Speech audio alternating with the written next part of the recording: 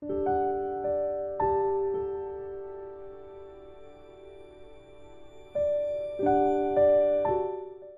해 중 전반기의 마지막 달인 6월이 시작되었습니다. 그 첫날이 되겠습니다. 또한 하절기라고 그러죠.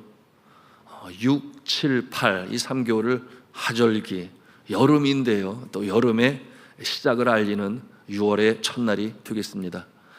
그래서 우리 6월 달부터는 에너지 세이빙 그러죠. 전기 전략을 위해서 드레스 코드가 있습니다. 제가 이렇게 넥타이도 안 메고 나왔는데 앞으로 모든 공예배에서도 우리 장로님들도 넥타이 안 메셔도 돼요. 그래서 에너지 세이빙을 하고 좀 더 시원한 몸으로, 느낌으로 예배를 드릴 수 있겠습니다. 여러분, 세월이 참 많이 빠르지요. 부인할 수가 없습니다. 성현의 말씀에 세월은 유수와 같다. 참 적절한 표현이에요. 흐르는 물과 같다. 하나님의 창조 세계, 생명이 있는 피조물은 밤이 되면 쉬었다 갑니다. 수면을 통하여 다시금 에너지를 얻고 또 새로운 날을 준비하지만, 그런데 이 유수는 쉬지 아니에요. 모두들 잠든 캄캄한 밤에도 콸콸콸콸콸콸 이 흘러내리는 물은 멈추지 아니합니다. 시간이 그렇다라고 하는 것이죠. 하나님께서 시간을 창조하시고 노아 흘러가게 하셨을 때 아무도 막을 자가 없는 것처럼 세월은, 시간은 유수처럼 그렇게 흘러가는 것입니다. 이 유수와 같이 흘러가는 세월 속에서 하나님께서는 사람에게 지혜를 가져라 이렇게 말씀하세요. 그게 어떠한 지혜인가? 세월을 읽을 수 있는 지혜를 가져라. 그래서 이 모세는 그 노년의 때에 주님 앞에 그런 기도를 드렸습니다. 시편 90편 12절에 있는 말씀이죠. 시편 12편 2절 말씀, 12절 말씀 우리 같이 읽도록 합니다. 시작. 주여 우리에게 우리 날 계수함을 가르치사 지혜로운 마음을 얻게 하소서. 아멘. 날 계수함을 가르치사 지혜로운 마음을 얻게 하소서. 누구에게나 주어진 24시간 하루 시간이지만 그 시간 주님 앞에 아름다운 모습으로 드려서 누구보다 더 많은 소출을 거두고 수확을 거두실 수 있는, 또한 이 6월 매일매일이 되실 수 있기를 주님의 이름으로 축복합니다. 자, 새로운 달 6월이 시작됩니다. 여러분 중에는 분명 6월을 기다리신 분이 있을 거예요. 6월에 좋은 계획이 있으신 분도 있고, 그런가 하면은 여전히 해결되지 않은 문제, 6월 달에는 반드시 될 거다, 이와 같은 기대를 가지고 6월을 기다렸던 분도 계실 것입니다. 그런가 하면 여전히 내 마음에 소원으로 가지고 있는 것, 연초에 계획을 잡았는데 6월 달에 할 거야, 이렇게 계획하신 분도 계실 것입니다. 여러분, 주님의 은총으로 그와 같은 역사가 나타나기를 간절히 축복합니다. 우리 좌우에 계신 분에게 서로 그렇게 격려했으면 좋겠습니다. 새 달입니다. 좋은 일이 일어날 겁니다. 새 달입니다. 좋은 일이 일어날 겁니다. 6월을 가리켜 호국 보훈의 달이라고 나라에서 그렇게 정하여 우리로 하여금 기념하게 하고 있습니다. 나라와 민족, 오늘 이날까지 존재하기까지 여러 수많은 수고의 헌신의 손길들이 있었습니다. 우리가 기도하지요. 근본 지방 선거를 통해서 정말 나라와 민족을 위하여 사명 감당할 일꾼 세우고자 하는, 그러므로 기도하고 또 생각합니다. 하나님께서 해안을 주셔서 정말 필요한 일꾼 세워져서 대한민국이 다시 한번 새롭게 되어지는 일에 하나님이 쓰시는 일꾼들 세움으로 여러분 새 역사를 이뤄갈 수 있기를 함께 기도하시기 바랍니다. 그런가 하면 생업의 현장에 하나님께서 함께하여 주셔서 이제는 적자가 변하여 흑자가 되게 하여 주옵소서. 그런가 하면 여러분의 가정에 다시금 평안이 회복되게 하여 주옵소서. 그리고 내가 간절히 바라는 나의 가족, 남편, 아내, 부모, 자녀 한 자리에 나와 예배 드릴 수 있는 그 역사가 6월 달에 이루어지게 하여 주옵소서. 그런가 하면 육신의 질고로 인하여 어려움 속에 신음하는 자 온전히 회복이 되어 이제 손과 발을 마음껏 잘 움직일 수 있으며 주어진 일 잘 감당하고 주신 사명을 온전히 이룰 수 있도록 회복의 역사가 있게 하여 주옵소서. 여러분, 이와 같은 역사가 6월에 나타날 수 있기를 주님의 이름으로 축원합니다. 다시 한번 좌우에 계신 분에게 서로 격려하겠습니다. 그렇게 될 겁니다. 그렇게 될 겁니다. 예. 자, 주 안에 사랑하는 성도 여러분, 기대는 굉장히 중요한 것입니다. 여러분, 소망은 누구에게나 필요합니다. 소망이 있는 자는 결코 좌절하거나 절망하지 아니합니다. 이미 성경을 통해서 우리는 그 내용을 볼 수 있습니다. 믿음은 바라는 것들의 실상이라고 그랬습니다. 믿으시면 아멘 합시다. 믿음은 바라는 것들의 실상이다. 그러므로 선진들이 이로써 증거를 얻었다 그랬습니다. 여러분, 믿음이 없이는 우리가 앞에 있는 목표를 정할 수도 없고, 믿음이 없이는 그러므로 방황하고 유리할 수밖에 없습니다. 확실한 목표를 가지고 믿음의 눈으로 기도하며 하나님께서 그 일을 이루실 것이다, 확신 중에 달려가시기를 주님의 이름으로 축복합니다. 자, 그런데 새로운 마음으로 새 달을 출발하면서 우선적으로 믿음의 사람이 마땅히 갖추어야 할 자세가 있음을 여러분, 성경을 통해서 우리 하나님께서 우리에게 가르쳐 주십니다. 오늘 성경 본문의 말씀을 통해서도 그것을 보여주시는데요, 우리가 이 믿음을 실상으로 만들기 위하여 갖추어야 할 자세, 여호수아에게 주시는 하나님의 말씀이 있습니다. 여호수아를 리더로 세운 이스라엘 백성들은 그 기나긴 여정, 오랜 세월 뒤에 펌남하는 요단강을 건너 약속의 땅에 발을 디딜 수가 있었습니다. 여러분, 한번 상상을 해보십시오. 얼마나 그 마음에 감동이 임했을까요? 그처럼 고대하고 또 기다리던 젖과 꿀이 흐르는 땅, 약속의 땅 가나안, 마지막의 모습은 어떠했습니까? 그 범람하는 요단강, 그때가 장마철이에요.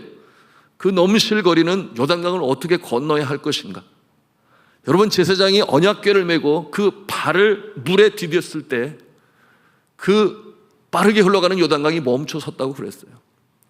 그러니 200만에 가까운 엄청난 숫자가 요단강을 건널 수 있었는데, 그 소식을 듣게 된 그 땅에 먼저 살고 있었던 족속들이 두려움에 떨었던 것이죠. 그 마음이 녹았더라, 성경은 말씀하고 있지 않습니까? 그들이 쳐들어온다. 이제 우리는 그들을 어떻게 이겨낼 수 있을 것인가?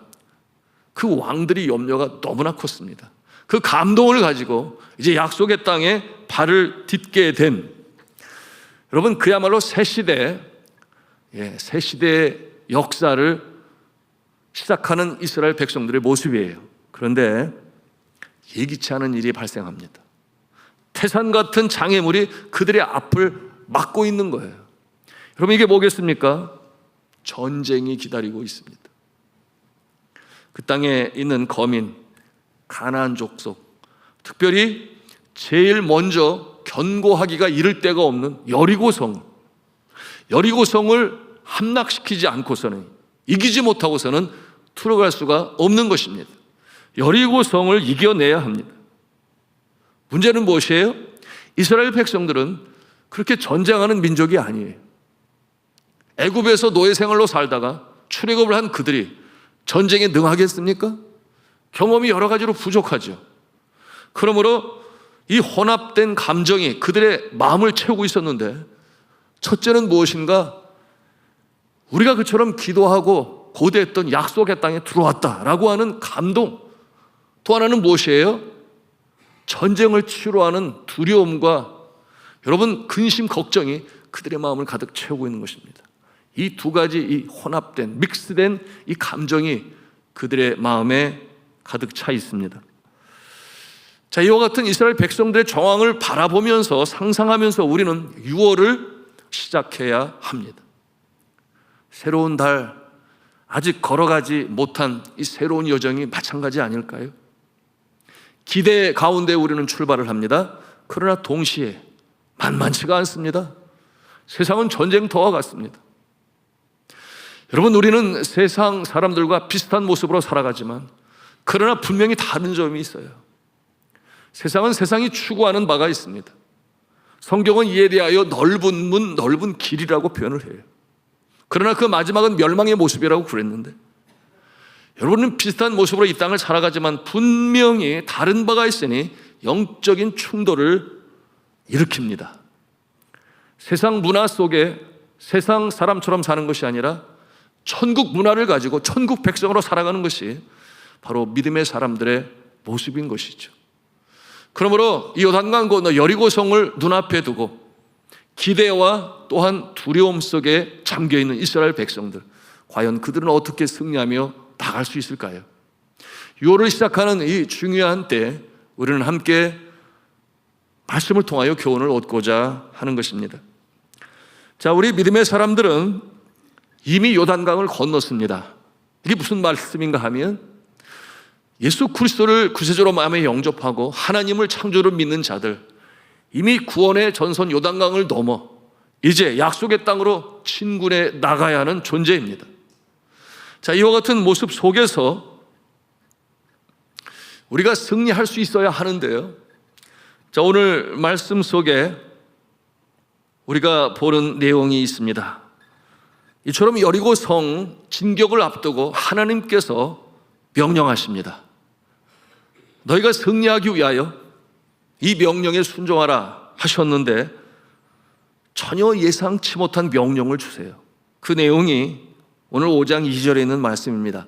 5장 2절 말씀을 같이 읽겠습니다. 시작. 그때에 여호와께서 여호수아에게 이르시되 너는 부싯돌로 칼을 만들어 이스라엘 자손들에게 다시 할례를 행하라 하시매. 아멘. 할례를 행하라. 왜 이 중요한 때에 할례를 행하라 하셨을까요? 그럼 할례가 뭔 줄 아시지 않습니까? 남자들의 양피를 베는 것인데 외과적 수술이겠죠. 여러분, 이 같은 외과적 수술로 인하여 거동이 불편합니다. 통증을 느낍니다. 전쟁을 눈앞에 두고. 여러분, 그와 같은 내용을 안다면 적들이 쳐들어오게 되면 여러분 완전히 지지 않겠습니까? 전쟁에서. 그런데 그 길갈 평원에서 하나님은 이스라엘 백성들에게 할례를 행하라, 이와 같은 명령을 주시는 거예요. 우리 같으면 이와 같은 상황에서 어떤 명령을 기대하겠습니까? 자, 이제 전쟁을 치러하니까 많이 먹어두고 잘 쉬고 튼튼한 체력을 확보해 두어라. 아마 이와 같은 명령을 기대할 거예요. 하나님께서 그렇게 말씀하시지 아니하시고 할례를 행하라 이렇게 명하시는 것입니다. 잘 이해가 되지 않아요. 그런데 놀라운 것은 이와 같은 하나님의 명령에 대한 여호수아의 자세입니다. 자, 오늘 3절 말씀 어떠한 모습인가요? 같이 읽도록 하겠습니다. 시작. 여호수아가 부싯돌로 칼을 만들어 할례산에서 이스라엘 자손들에게 할례를 행하니라. 아멘. 한마디로 말하면 뭐예요? 순종하였다. 즉시로 하나님의 말씀에 순종한 여호수아입니다. 어떻게 그렇게 할 수가 있을까? 어쩌면 모세 같으면 저는 상상을 해봤어요. 하나님 어쩌자고 그러십니까? 예? 지성소에 들어가서 하나님 이게 맞는 겁니까? 이렇게 할지 모르겠지만 여호수아는 그렇지 아니에요. 그냥 순종합니다. 왜 그렇겠어요? 여호수아는 많은 것을 목격했는데요. 여러분, 모세보다 한 가지 더 목격한 것이 있으니 무엇이겠습니까? 범람하는 요단강이 마르는. 이미 느보산에서 모세는 하늘나라 갔고요. 출애굽 이후로 하나님의 놀라운 손길을 체험한 여호수아입니다. 전쟁이 벌어지면 가장 앞장서서 전쟁에 뛰어든 장수입니다. 넘실거리는 홍해가 갈라지는 모습을 보았습니다. 물이 없는 광야 사막길에 바위를 칠 때 물이 터져 나오는 것을 보았습니다. 광야는 빈들입니다. 아무것도 없어서 빈들이에요. 하나님께서 만나로 먹이시고 배추라기로 먹이시고 그 뜨거운 길을 걸어갈 때 구름 기둥으로 그늘을 만드시고 기온이 급강하여 추운 한밤중에는 불기둥으로 따뜻하게 하신, 그러므로 그 긴 날 중에 옷도 헤어지지 아니하고 신발도 떨어지지 아니하고 이 하나님의 지키시고 보호하시는 것을 철저히 경험한 이 여호수아는 하나님의 명령에 즉각적으로 순종합니다. 왜냐하면 하나님을 신뢰하며 하나님을 믿기 때문이죠. 지금까지 지켜오신 하나님께서 앞날도 그렇게 행하실 것이다. 도대체 그 연유 이유는 알지 못하지만 하나님의 깊으신 뜻이 있으시니 나는 순종한다. 그러므로 명령하여 할례산에서 할례 받게 했던 것입니다. 여러분, 이와 같은 믿음이 있으십니까? 있으시기를 바랍니다. 개중에 여러분은 그럴 것 같아요. 나는 그런 경험 해본 적이 없어가지고 그런 확고한 믿음이 나는 여전히 좀 없어. 정말 그렇습니까? 여러분, 코로나19 지나는 동안에 얼마나 많은 사람이 어려움을 겪고 고통을 당했습니까? 여러분, 매년 벌어지는 이 산불과 수해를 통하여 그들이 1시간 전에는 알았겠습니까? 내가 오늘 죽을 것이다. 몰라요. 여러분, 지난 간밤에도 그랬고 예기치 않은 교통사고로 인하여 그런가 하면 스스로 극단적인 선택을 하는 모습들. 여러분, 우리는 알게 모르게 내 자신이 지금 이 자리에 있는 것이 하나님의 도우심의 손길이요 보호하심의 손길인 줄로 믿으시기를 바랍니다. 불 가운데 지날 때 불이 침몰치 않고 불이 타지 않도록 생명을 지키신 하나님, 물 가운데 지날 때에도 물이 침몰치 않게 지켜보아신 하나님 아버지, 그 손길로 인하여 이 자리에 있는 줄로 믿으시기를 바랍니다. 여러분, 이 감사의 조건을 세워보기로 하면 수도 없을 거예요. 여러분, 여호수아와 그와 같은 경험을 통하여 즉각적으로 순종합니다.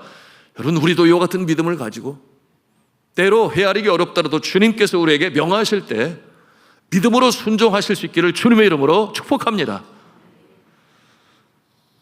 그렇다면 이 할례가 도대체 무엇이기에 하나님께서 이 중요한 시기에 꼭 할례를 행하라 그렇게 하시는 것일까요? 여러분, 이 할례는 난지 8일 만에 받게 되는 것인데 오늘 말씀에 기록한 것처럼 처음에 출애굽을 하게 된 장정들은 이미 할례를 마쳤고 그 어린 아가도 당연히 할례를 받았겠죠. 그런데 광야에서 들어온 날들이 40년이라는 세월이 흘렀습니다. 그러니 그 중에 출생한 아이들은 자라나지만 할례를 받지 못하고 있던 상황이었습니다. 40년의 세월 속에 할례를 베풀기로 하면은 왜 안 하겠어요? 할 수 있습니다. 그런데 그냥 하나님께서 보류하셨어요.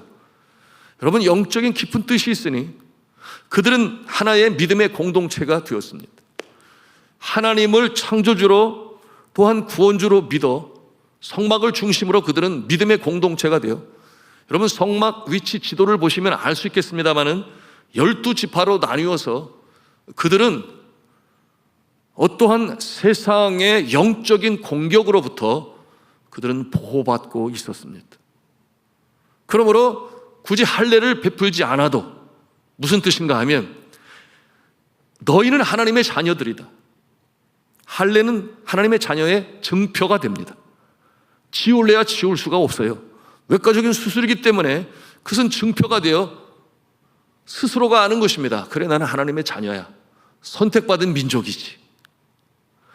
여러분, 그런데 이제 이들이 전쟁을 치르고 이제 살아야 할 그곳은 어떠한 곳인가? 앞서 말씀을 드렸습니다.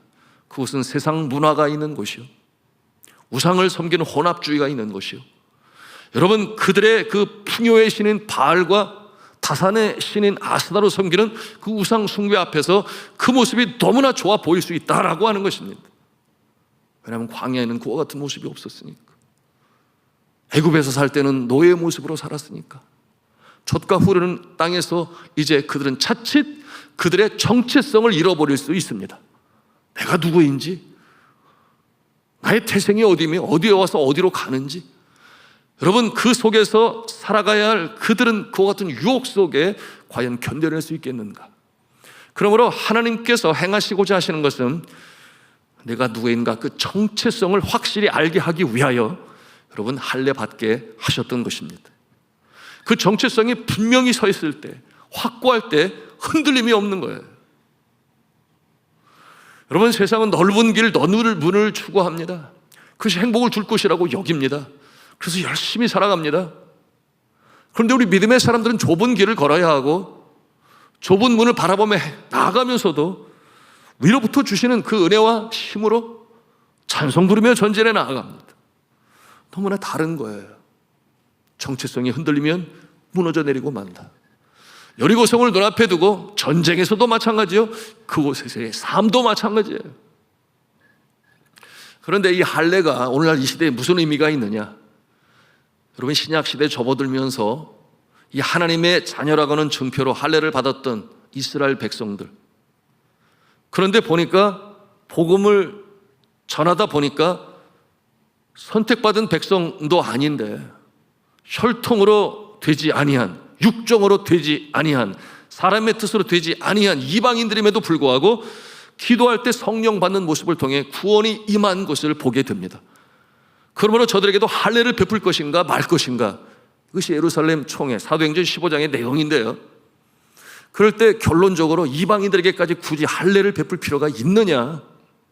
그래서 어떻게 했습니까? 할례 대신 세례를 베품으로 말미암아, 세례를 베풀므로 말미암아 하나님의 자녀, 구원받은 백성임을 하나의 증표로 갖게 했던 것입니다. 여러분, 세례의 의미가 무엇일까요? 같이 한 음성으로 하겠습니다. 죄 씻음을 받았습니다. 그렇습니다. 할례든 세례든 그것이 하나님의 자녀의 증표인데 가장 근본적인 뜻은 무엇인가? 하나님과 우리 사이에 막힌 죄의 담을 허셨다. 그러므로 하나님께서 그 심령 가운데 내주하시는 죄 씻음을 받은 자의 모습이 되는 것입니다.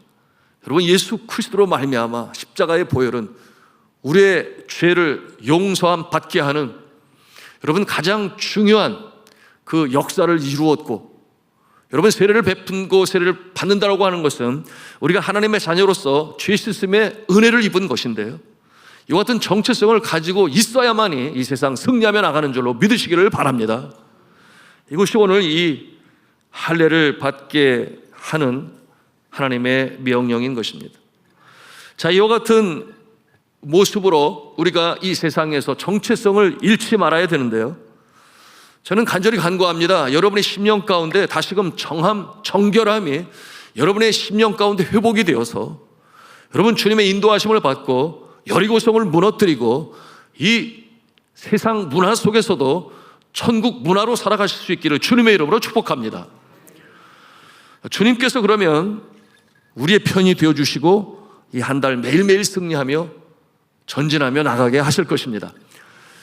지난 날 속에 연약했던 부분들, 여러분 이제 새 달을 시작하면서 새롭게 시작해야 되는데요, 생업의 현장에서 어려웠던 부분, 실패와 좌절의 눈물로 얼룩졌던 부분, 자녀의 문제로 인하여 가슴 아파했던 부분, 부부의 불화로 인하여, 재정적 어려움으로 인하여, 육신적 질고로 인하여 가라앉고 힘든 모습들, 할례를 받아야 합니다. 그 할례는 뭐냐? 심령의 할례예요. 여러분, 그러므로 우리의 심령 가운데 내가 누구인가 다시금 자존감, 자긍심이 다시금 우리의 가슴을 채우고, 그렇지, 나는 하나님의 자녀야, 지금도 살아 숨쉬게 하시지, 한 달을 살아가게 하시지, 나는 천국 백성의 정체성을 가지고 살아가야지, 예수님의 이름으로 승리를 선포하며 나아가야지. 여러분, 이와 같은 모습 되시기를 간절히 바랍니다. 이와 같은 연약한 모습들, 하나님께서는 우리에게 너희는 어두운 세상의 빛이라 말씀하셨건만, 등경의 등불로 방을 비추라 말씀하셨건만 여전히 그러지 못한 모습, 여러분 이 썩어져가는 세상의 소금의 모습이라 말씀하셨는데 그러지 못한 모습 왜 없겠습니까? 우리가 마음의 할례, 심령의 할례, 회개함으로 말미암아 정한 마음을 가지고 하나님의 정체성으로 온전히 설 때 승리하는 줄로 믿으시기를 바랍니다. 여러분, 이처럼 연약한 모습을 오늘 성경 말씀에는 수치라고 그랬어요. 어떠한 수치냐? 애굽에 너희들이 있었던 그 모습의 수치라고 그랬어요.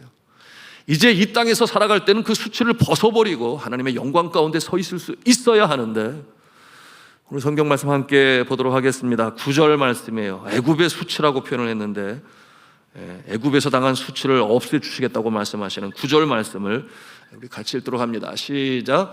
여호와께서 여호수아에게 이르시되 내가 오늘 애굽의 수치를 너희에게서 떠나가게 하였다 하셨으므로 그곳 이름을 오늘까지 길갈이라 하느니라. 아멘. 주 안에 사랑하는 성도 여러분, 모든 수치를 떨궈내게 하시는 하나님의 능력을 체험하시기를 축복합니다. 이제는 빛 가운데 서시기를 바랍니다. 그러므로 주와 더불어 승전가를 부르며 전진해 나가야 하는데, 말씀을 드린 것처럼 이 새벽에 기도할 때 다시금 정한 마음으로 회복하시고 거룩이 경건이 여러분의 능력이 되시기를 주님의 이름으로 축복합니다. 이사야가 성전에서 거룩하신 주님 앞에 섰을 때 상대적으로 더러운 자신의 부정한 모습이 보이게 되었습니다. 그때 그가 두려움으로 고백을 하죠. 화로다 나로 망하게 되었도다. 나는 입술이 부정한 사람이요, 나는 입술이 부정한 백성 중에 거주하면서 만군의 여호와 하나님을 배웠습니다. 그때 천사 하나가 부젓가락으로 제단에서 집은 바 핀 숯을 가져다가 그의 입술에 대었다 그랬습니다. 그리고 말씀했습니다. 내 악이 제하여졌고 내 죄가 사하여졌느니라. 그때 하나님께서 뭐라고 말씀을 하시는가? 내가 누구를 보내며 우리를 위하여 누가 갈고, 그렇게 말씀하실 때 그처럼 깨끗이 씻음을 받은 이제 이사야가 뭐라고 답을 하는가 하면, 내가 여기 있나이다 나를 보내소서. 우리 한번 같이 하나님 성을 할까요? 내가 여기 있나이다 나를 보내소서. 우리가 이 아침에 기도해야 하겠습니다. 주여, 내가 여기 있습니다. 나를 보내소서. 어디로 가야 하겠습니까? 여전히 평안이 회복되지 않은 가정으로 가야 하겠습니다. 그러므로 그곳에서 새로운 모습으로 회복의 역사를 이루어야 하겠습니다. 또한 어디로 가야 하겠습니까? 여전히 해결받아야 할 문제가 있는 일터로, 직장으로, 사업장으로 우리가 나아가야 하겠습니다. 그러므로 정한 마음을 가지고 시작하는 그곳에 주님의 회복하심의 역사, 문제 해결의 역사를 이루는 일에 쓰임받는 존재가 되어야 하겠습니다. 우리를 위하여 누가 갈고 내가 여기 있나이다 내가 가겠습니다. 어디로 갈 것입니까? 이 병든 세상, 사랑 앞서 냉랭한 세상, 예수 그리스도의 사랑을 가슴에 품고 우리가 그곳으로 보냄을 받고 우리가 자원하여 나가는 이 모습이 있을 때, 여러분이 6월 한 달 하나님께서 복을 주시고 우리를 애굽의 수치에서 다시금 새롭게 하셔서 주의 영광 나타나게 하실 줄로 믿습니다. 저는 간절히 기도하며 또한 축복합니다. 6월 달 승리하시기를 바랍니다. 새로워지시기를 바랍니다. 과거의 수치를 다 떨궈내시기를 바랍니다. 그리고 할례를 받으심으로 심령의 할례, 마음의 할례, 정한 마음으로 주님께 영광을 올려서 마음에 담고 소원하며 기도하는 제목이 아름답게 이루어지는 귀하고 복된 6월달 되시기를 저는 주 예수 그리스도의 이름으로 축복합니다.